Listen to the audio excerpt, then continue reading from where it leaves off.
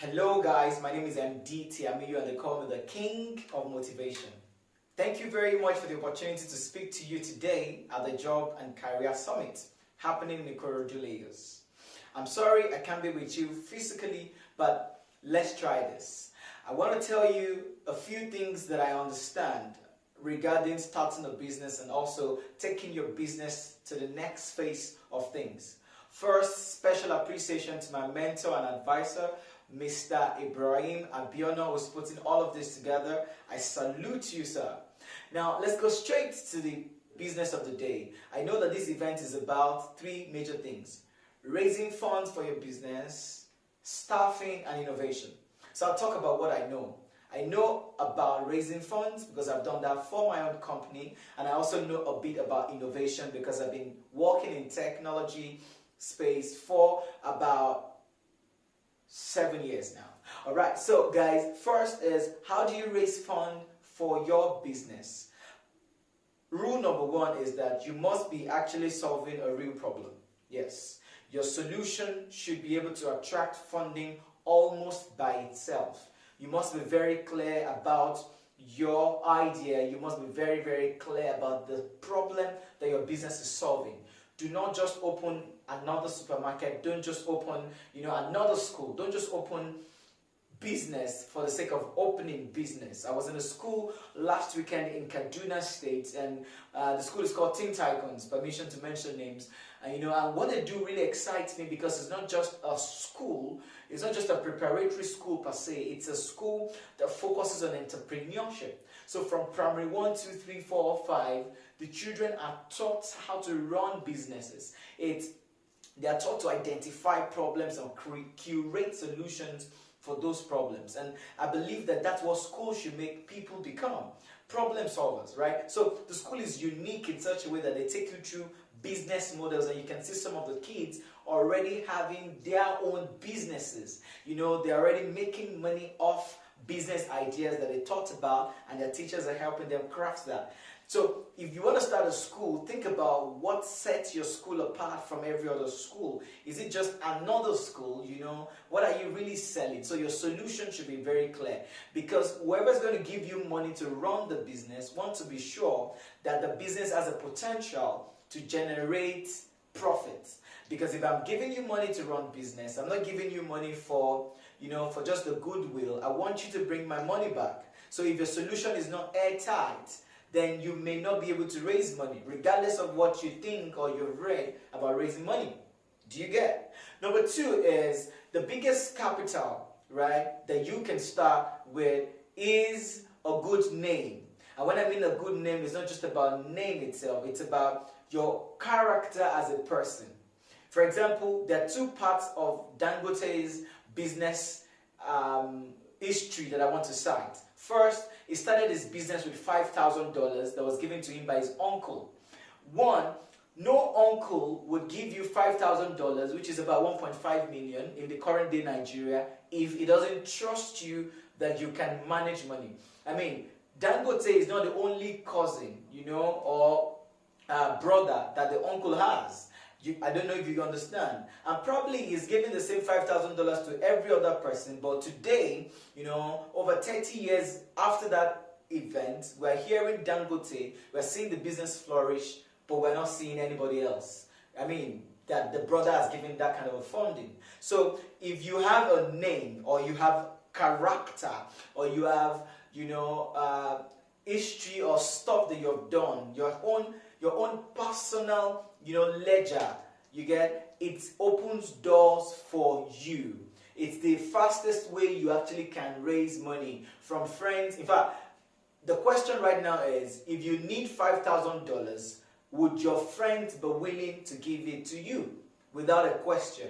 And so that is for you to work on. Beyond just having a solution in the bag, this is your solution, you need money to run it. If you tell your friends about that solution, would they be happy enough to give you funding to run that business? You get what I'm trying to say? Even though they are convinced. So let's say you have a solution that works and your friends have money or your uncle has money. Would they be willing? Because now, beyond your solution, it's your character that makes them want to give you money. And then the reason why banks ask for plenty of documents and plenty of things before they give out loans is because they really don't know who the person is. So they need something to secure the bag. They need something to secure the fact that the money is coming back home. So in your own case, would you be able to say right now that you have enough character, or you have proven enough with your experience, or your attachment to your idea, your spirit of push?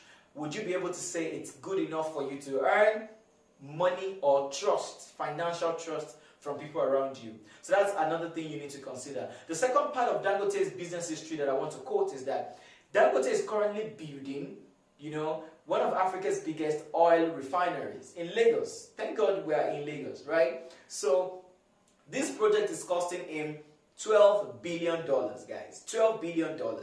Dangote has more than $12 billion in his personal wealth, but he's not using all of his money in that project.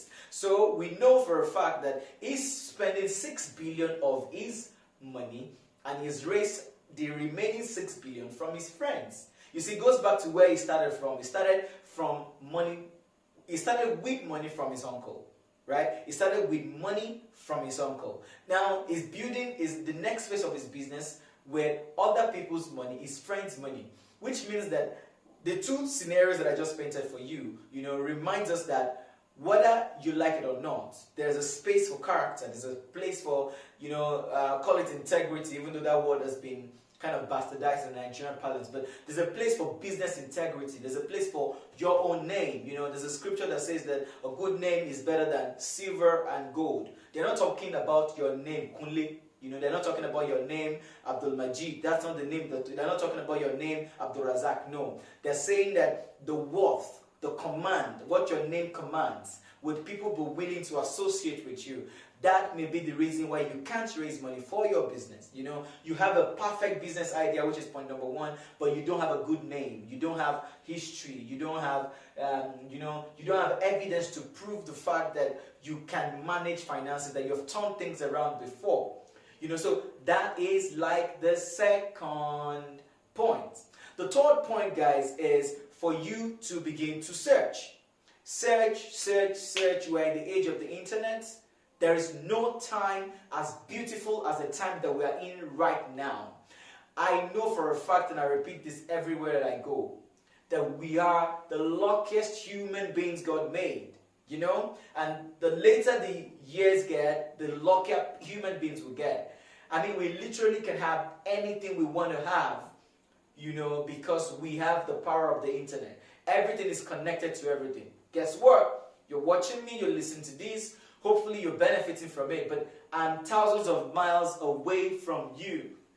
That's what the age that we're in is enabling us to do. You see, we have something in our hands called the smartphone. The smartphone. The smartphone is smart. That's why it's called a smartphone. But the problem is a lot of people who carry the smartphone are not that smart. So what you need to do is use your money in the smartphone, because your phone is already smart. When you connect to the internet, there's so many resources that you can explore to not just raise money for your business, but also raise capacity in terms of the knowledge, to run your business. Do you understand? And it all starts with a search. Begin to search with keywords that relate to your line of business. A friend of mine said that in his office, they have, at least 1 week in every 3 months where they dedicate to search for funding. Do you understand? You actually can do this with your friends and say, you know what, you begin to combine. Let's say, for example, you are into food processing. You process food and all of that. You begin to find grants, and business loans that are connected, very easy loans that are connected to the line of business that you are doing. So you said food loans, Nigeria food loans, food processing funding, funding for, you combine all of those words and you begin to see the different opportunities that are available. You see, but if you do not search, you would not find. And it begins with a simple Google search. You see, I think that one of the things on the internet that people underrate the most is the power of search. You need to begin to search, but not just searching blindly or searching anything, that comes to mind, but searching specifically for opportunities and things that would move your business forward. You get? So you begin to search. And that's the third thing that I want to mention. The fourth is in the application. When you're applying, you need to go back to the first 2 points that I made. You need to prove that your business is worthy, of investing in. The number 2 is you need to prove that you have enough experience and enough human history, enough business history, whatever how small it is, even though it's a small shop that you have run or 1 or 2 people that you have worked with.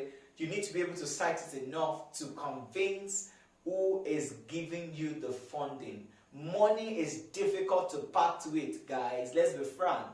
A lot of people say, we have a business idea, but we don't have money to run it. Who's going to give you the money? Who wants to lose their money? But if you have a business that's potentially viable, not just the next copy of what somebody else is doing, something that is a bit unique, something that is demand driven. Do you get? Demand driven. Something that there's a demand for it, and then you add your own touch to it. Not just, okay, people are drinking pure water in Lagos, so let me go and open a pure water business. And so what's going to spell out your pure water business from every other, from the, maybe 5,500 pure water businesses that already exist in Lagos? So when you have that, and you can prove to the people who you are potentially asking money from, and you can prove to them that is, that you have the integrity and the power to turn the money around. Some investors do not even need their money back. Some will give it to you as grants. They'll just tell you to go do whatever you want to do with it. But that also makes them to pay special attention to the story that you tell. And you have to be able to build your business story, which is where the innovation and everything ties together. So once you search, and definitely you're going to see some opportunities, begin to apply. Your application is that convincing point where you're convincing the next person. And one thing I would suggest you do here is also invest a bit in your communication skills. You see, there is oral communication and there is written communication. A lot of business owners can't do this. And so if you have a challenge with that, it's okay if you invest in someone who can help you package 1 or 2 things, in your application. Once you are done with the application, before you click submit, find a third eye. Preferably somebody who knows better than you in terms of communication. Find someone else who would help you read through the application, see if you are making sense per your idea, per the fact that you need to prove your integrity and all that. And then if it would interest, the investor. Because in investment, people invest in their area of interest. You get? For example, if I love kids, I will be looking for a business that has children in the middle of it. And the problem that a lot of grants applicants make is that they don't take enough time to study what the investor needs. They don't take enough time to study what the interest of the investor is. You get? So you don't just get vested in your own idea and your ability to make it work. You also first and foremost see what they want. It is when you can find a meeting point between what they want and what you're offering, that's when grants and the loans and all of those beautiful things happen to your business. And they are willing to give you their money because their wish. You see, the problem is investors have the money, they don't have the business idea, and they don't have the time. So you have the business idea, you have the time to run the business, but you don't have the money. And so there must be a sync. You guys must meet at some point. If the business investor is going this way and your idea or your belief is going this way, then you're not going to get funding for your business. So you must find a way to align your idea and your passion to run the business in line with the interest and the needs of the investor. And the moment you can do this, you can marry these 2 things together, doors of business investment will begin to open to you. And you see your business go from here to like here. And then you can take that to anywhere. So innovation is your ability to take what's ordinary and turn it around in an extraordinary way. You do not need to really reinvent the wheel. It's just about seeing what already exists from another angle. Innovation sometimes is bringing something completely new on board. Innovation sometimes is reducing, the size of what already exists. For example, we used to have big televisions. Today we carry a television in our pockets. We call it a mobile phone, but we actually do video with it. That's innovation, right? So whatever it is, or innovation could also be defined as, a way of streamlining processes. When you see that it takes 16 different steps to get one thing done, if you could reduce it from 16 to 6, then you have been able to do something. And so I don't think innovation should stand on its own. It should be like a part of the framework of your solution already.